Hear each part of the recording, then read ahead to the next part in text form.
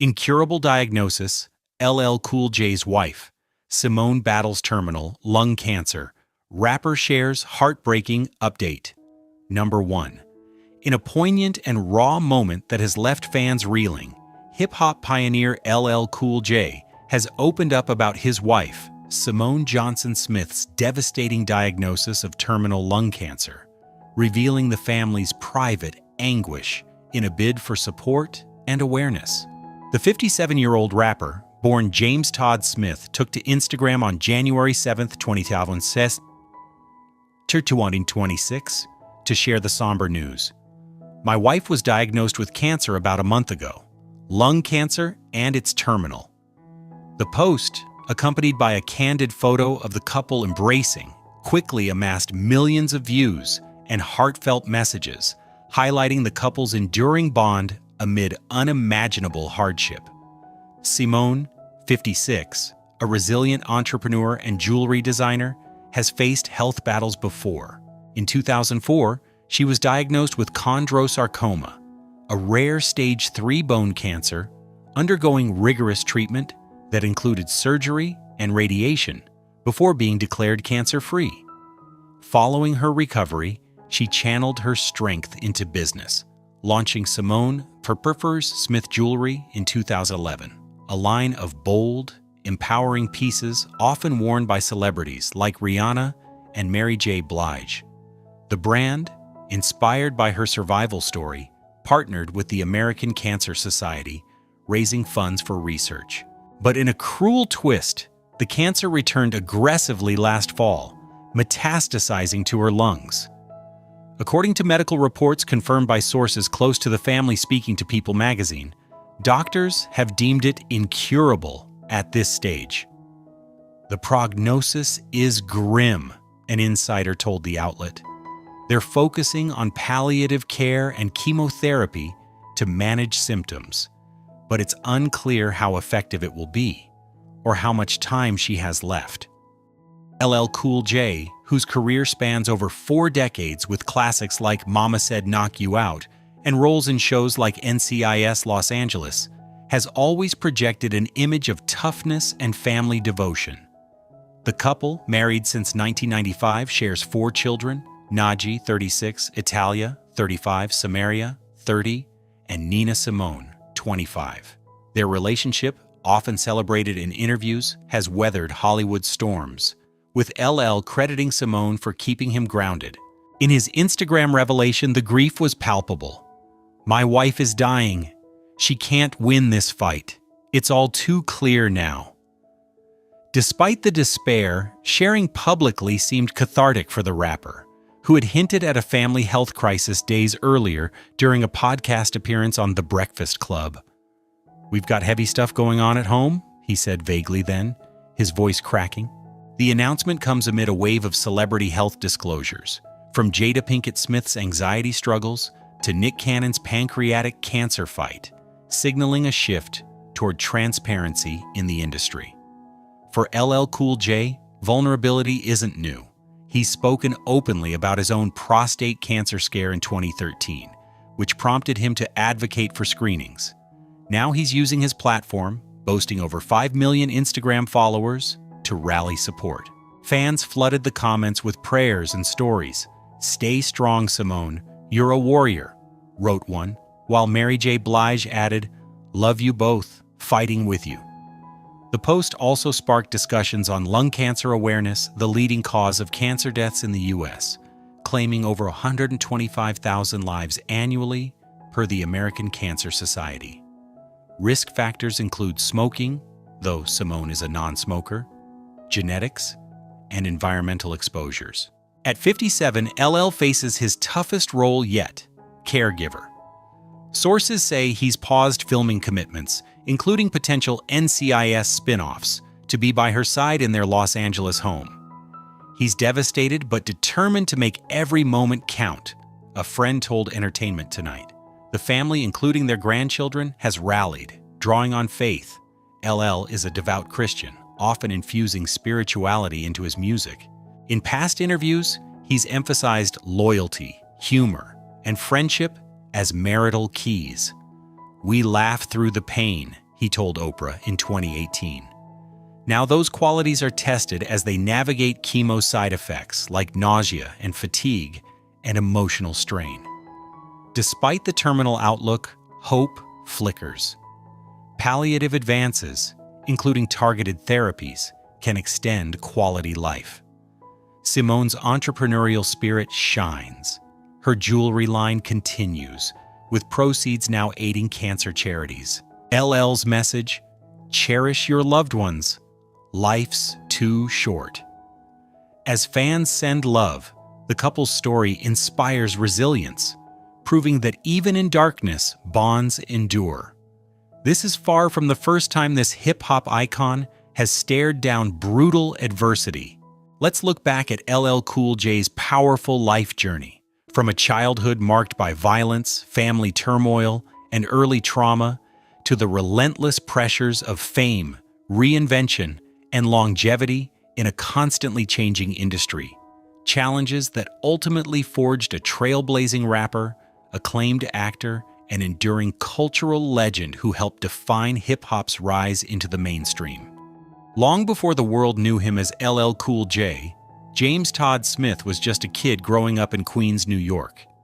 Born on January 14, 1968 in Bayshore, Long Island, James's early years were anything but easy. His childhood was shattered by an act of violence so traumatic that it would shape the rest of his life. When James was only 4 years old, his father shot both his mother and grandfather during a violent domestic dispute. His mother, Andrea, survived, but the psychological scars ran deep. Imagine being that young and witnessing such horror, the kind of trauma that would break many people permanently.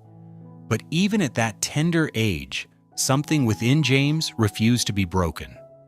After his parents' separation, James's mother remarried, and this is where his story takes an even darker turn. His stepfather, Roscoe Granger, became a source of terror in young James's life. The abuse was physical, emotional, and relentless. There were beatings, intimidation, and a constant atmosphere of fear. For years, James lived in a home where violence was normalized, where safety was an illusion. Most children facing such circumstances might retreat into themselves, might give up hope. But James found something that became his salvation, his therapy, and eventually his ticket out of that nightmare. That something was music. At the age of 9, James's grandfather, the same man who had been shot alongside his mother, gave him something that would change his life forever: a pair of turntables and a mixer. It wasn't just a gift, it was a lifeline. In the basement of his grandparents' home, young James discovered a world where he had control, where he could express the pain and anger that had nowhere else to go. Hip-hop in the late 1970s and early 1980s was raw, revolutionary, and real. It was the voice of the streets, the soundtrack of struggle, and for James, it was everything. He would spend hours perfecting his craft, writing rhymes, practicing his delivery, creating beats. The basement became his sanctuary, the microphone his confidant. But this wasn't just a hobby. This was survival. Every rhyme he wrote was a piece of his story, every beat a heartbeat that proved he was still alive, still fighting. While other kids his age were playing outside without a care in the world, James was constructing an identity that would eventually liberate him from his circumstances. By the time he was a teenager, James had developed a skill level that was extraordinary. He wasn't just good, he was exceptional, and he knew it. But knowing you're talented and getting the world to recognize the talent are two completely different things. At 16 years old, armed with nothing but raw talent, determination, and a demo tape, James made a decision that would alter the trajectory of his life. He sent his demo to Def Jam Recordings, a fledgling record label founded by Russell Simmons and a young producer named Rick Rubin. This wasn't a calculated business move. This was desperation meeting opportunity. James didn't have industry connections, didn't have a manager or a producer vouching for him. All he had was his voice, his lyrics, and an unshakable belief that he deserved to be heard. When Rick Rubin listened to that demo tape, he heard something undeniable. Here was a voice that was confident, aggressive, and authentic. This wasn't someone pretending to live the hip-hop lifestyle. This was someone who had lived through things most people couldn't imagine, and his music reflected that reality. In 1984, at just 16 years old, James Todd Smith became LL Cool J, and his single, I Need a Beat, became Def Jam's first official release. The song was raw, stripped down, and powerful. It announced the arrival of not just a new artist, but a new force in hip-hop. But success, especially at such a young age, comes with its own set of challenges. LL Cool J's debut album, Radio, dropped in 1985, and it was unlike anything hip-hop had heard before. While many rap albums of that era were party-focused or politically charged, Radio was personal, aggressive, and unapologetically confident. Tracks like Rock the Bells and I Can't Live Without My Radio showcased LL's technical prowess and his ability to command attention.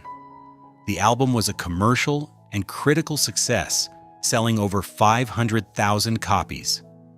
For a 17-year-old kid from Queens who had survived abuse and trauma, this must have felt surreal. Suddenly, James wasn't just a victim of his circumstances, he was a star. But LL Cool J didn't rest on his laurels. In 1987, he released Bigger and Deffer, which took his career to stratospheric heights.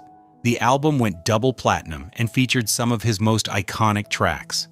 I'm Bad became an anthem of self-confidence and swagger. I Need Love showed a softer, more vulnerable side, becoming one of hip-hop's first successful love songs and proving that rappers could be multi-dimensional artists. Here's where the challenges really began to mount, though. Success in hip-hop has always been a double-edged sword. On one hand, LL was achieving the fame and financial security he dreamed of.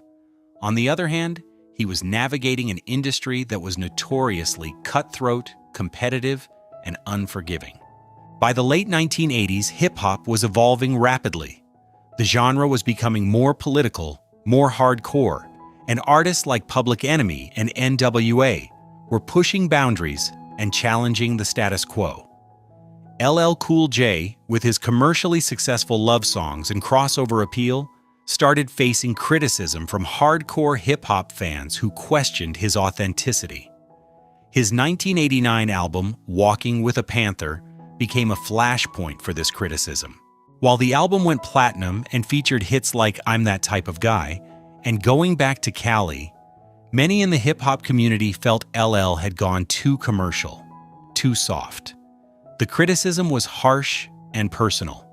For someone who had fought so hard to escape the violence and trauma of his childhood, who had poured his soul into his music, these attacks must have stung deeply. Here was an artist who had helped build Def Jam from nothing, who had pioneered a style that influenced countless others, being told he wasn't real enough, wasn't hard enough. This is one of the painful realities of artistic success. The more successful you become, the more people feel entitled to tear you down. LL was learning this lesson in real time, and it was brutal. But here's where LL Cool J's true character shone through.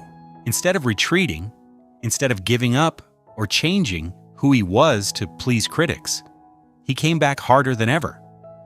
In 1990, he released Mama Said Knock You Out, and it was a declaration of war. The title track, Mama Said Knock You Out, is one of the most ferocious, powerful tracks in hip-hop history. LL didn't just defend himself, he dominated. The song was aggressive, technically brilliant, and impossible to ignore. It was LL telling the world, you tried to count me out, but I'm still here, and I'm better than ever. The album went double platinum, won a Grammy Award, and silenced many of his critics. But more importantly, it established a pattern that would define LL's career.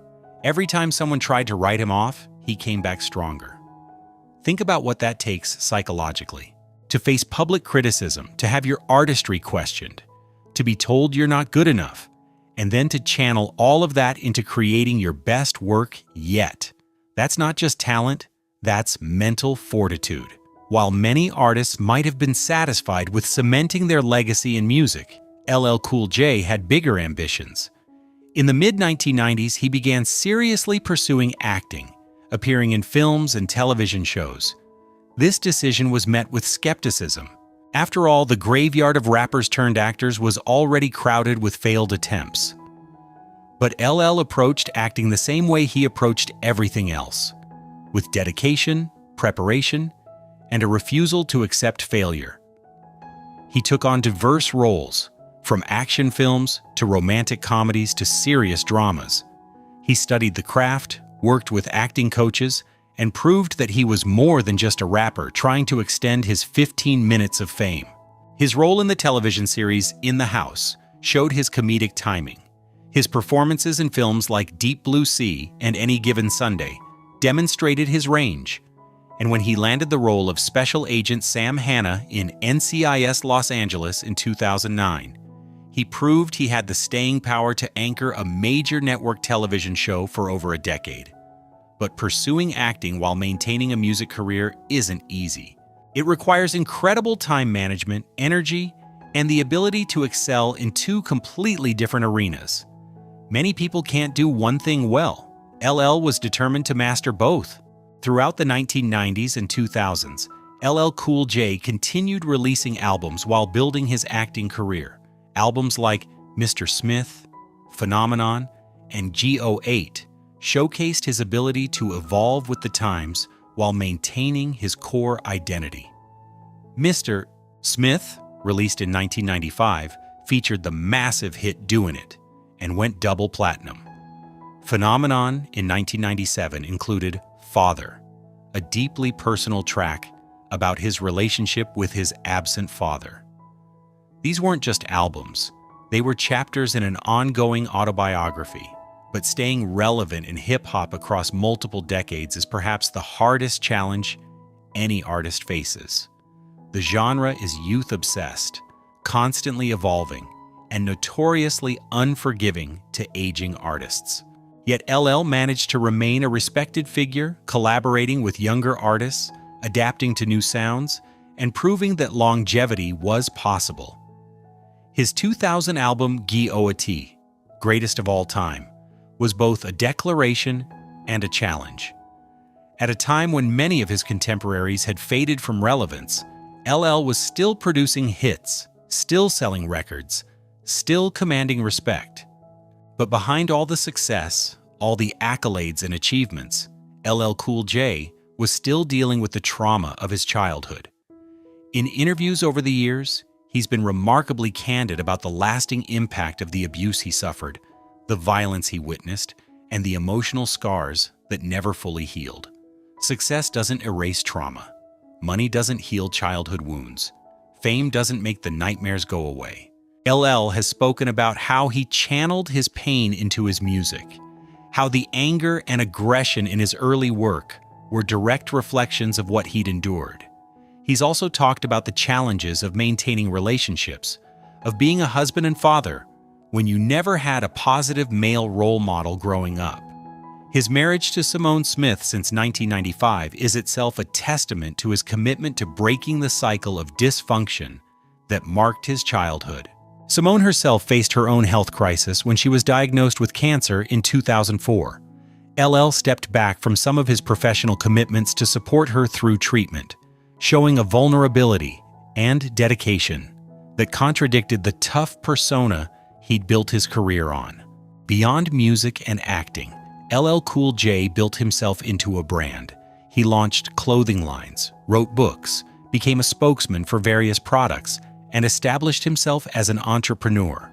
This wasn't just about making money, it was about creating security, building something that couldn't be taken away. For someone who grew up with nothing, who experienced the instability of poverty and violence, financial security represented more than wealth. It represented safety. Every business venture, every endorsement deal, every investment was another brick in a wall, protecting him from ever going back to where he came from. But building a business empire while maintaining artistic credibility is a difficult balance. Some fans accused him of selling out, of being more interested in commercial success than artistic integrity. LL has always pushed back against this criticism, arguing that there's nothing wrong with being successful, with providing for your family, with building generational wealth. Today, LL Cool J's influence on hip-hop is undeniable. He pioneered the romantic rap song. He proved that rappers could have long careers. He showed that it was possible to transition from music to acting successfully. He demonstrated that vulnerability and toughness weren't mutually exclusive. Artists from Jay-Z to Drake have cited LL as an influence. His impact on fashion, with his Kangol hats becoming iconic, helped establish hip-hop as a cultural force beyond just music. His longevity, over 3 decades in the entertainment industry, is virtually unprecedented in hip-hop. In 2017, LL Cool J became the first rapper to receive the Kennedy Center Honors, one of the highest cultural awards in the United States. For a kid from Queens who survived abuse, who was told he wouldn't amount to anything, who faced criticism and doubt at every turn, this recognition must have been profoundly meaningful. But perhaps his greatest legacy isn't the awards or the albums or the acting roles. It's the message his life sends, that your circumstances don't define you, that trauma doesn't have to destroy you, that with talent, determination, and resilience, you can overcome anything. LL Cool J's story is far from over. Even in his 50s, he continues to work, create, and inspire. His recent albums, though perhaps not achieving the commercial success of his earlier work, still showcase an artist who refuses to rest on past achievements. His journey from an abused child in Queens to a multi-hyphenate entertainment icon is remarkable not because it was easy, but precisely because it was so difficult. Every achievement came with a challenge. Every success was hard-won. Every triumph required overcoming obstacles that would have stopped most people. What makes LL Cool J's story so compelling isn't just that he succeeded despite his circumstances, it's that he used those circumstances as fuel. The pain became power. The trauma became art. The struggle became strength. For anyone facing their own battles, their own traumas, their own seemingly insurmountable obstacles, LL Cool J's life offers a powerful message. You are not defined by what happened to you. You are defined by how you respond to it. Ladies love Cool James not just because of his music or his looks or his success. They love him because he represents something deeper. The possibility of transformation, the power of resilience, the triumph of the human spirit over adversity. That's the real story of LL Cool J. Not just the hits and the accolades, but the journey from darkness to light, from victim to victor, from James Todd Smith to a legend. And that, more than any Grammy or platinum record, is what makes him truly cool. If this story inspired you, hit that like button, subscribe to the channel, and let us know in the comments what aspect of LL Cool J's journey resonated most with you. Until next time, keep pushing forward, keep fighting, and remember, your past doesn't determine your future.